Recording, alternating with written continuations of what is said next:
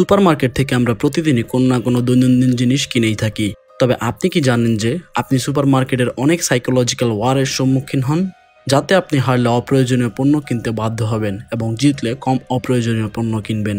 সুপারমার্কেটের প্রবেশ থেকে শুরু করে বের হওয়া পর্যন্ত প্রতিটা মুহূর্তে রয়েছে সাইকোলজিক্যাল ওয়ার। আজকে আমরা সেগুলোই আপনাদেরকে উল্লেখ করব। সর্বপ্রথম, সুপারমার্কেটে গাড়ি নিয়ে প্রবেশের সাথে সাথে মাইন্ড গেম শুরু হয়। সেটি হলো ফ্রি পার্কিং দিয়ে। কারণ পার্কিং ফ্রি হলে গাড়ি নিয়ে কেনাকাটা করতে কোনো চিন্তা করতে হবে না আপনাকে। তারপর আপনি ভেতরে প্রবেশের প্রথমেই দেখতে পারবেন ফ্রেশ ফল এবং সবজির সমাহার, যাতে আপনি চিন্তা করবেন এই সুপারমার্কেট ভালো পণ্য সরবরাহ করে। এতে আপনার সুপারমার্কেটটি সম্পর্কে ভালো ধারণা আসবে আর আগ্রহ হয়ে কিনবেনও আপনি ফল। আর এ পজিটিভ ধারণাই আপনাকে বেশি পণ্য কিনতে বাধ্য করবে।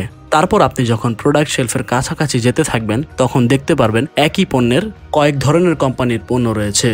আর সবচেয়ে দামিগুলো আপনার চোখের কাছাকাছি রাখা, যাতে আপনার হাত প্রথমেই সে দামি পণ্যে পড়বে।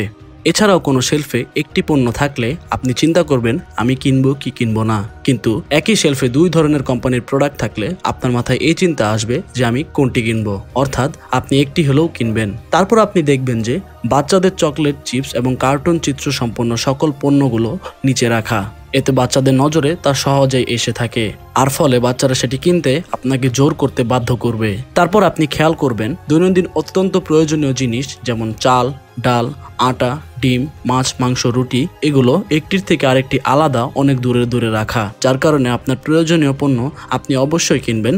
তবে সেই পণ্য কিনতে গিয়ে আপনি হরেক রকমের পণ্যের ডিসকাউন্ট এবং অফারের সম্মুখীন হবেন, যা আপনাকে বেশি পণ্য কিনতে বাধ্য করবে। এছাড়াও আপনি যেন রিল্যাক্স থাকেন সেজন্য সুপারমার্কেট নরম প্রকৃতির গান বাজিয়ে থাকে। আর গবেষণায় এসেছে যে গান সুপারমার্কেটের সেল বাড়াতে অত্যন্ত সাহায্য করে। এছাড়াও অনেক সুপারমার্কেটে সরাসরি রান্না হয়ে থাকে, যেগুলো দেখতে অনেক সুস্বাদু হয় আর ক্ষুধা মানুষকে সেসব পণ্য বেশি বেশি কিনতে বাধ্য করে থাকে।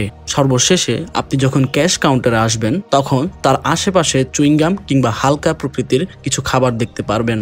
আর অবশ্যই আমাদের স্বীকার করতে হবে যে আমরা অনেকেই ক্যাশ কাউন্টার থেকে একটি হলো চুইংগাম কিংবা ছোট ছোট পণ্য কিনেছি। আর এইসব সাইকোলজি সুপারমার্কেট তাদের সেল বাড়ানোর জন্য ফলো করে থাকে। তবে কোনো কিছু অপ্রয়োজনীয় না যদি আপনি এর কিছুটা হলেও প্রয়োজন মনে করেন।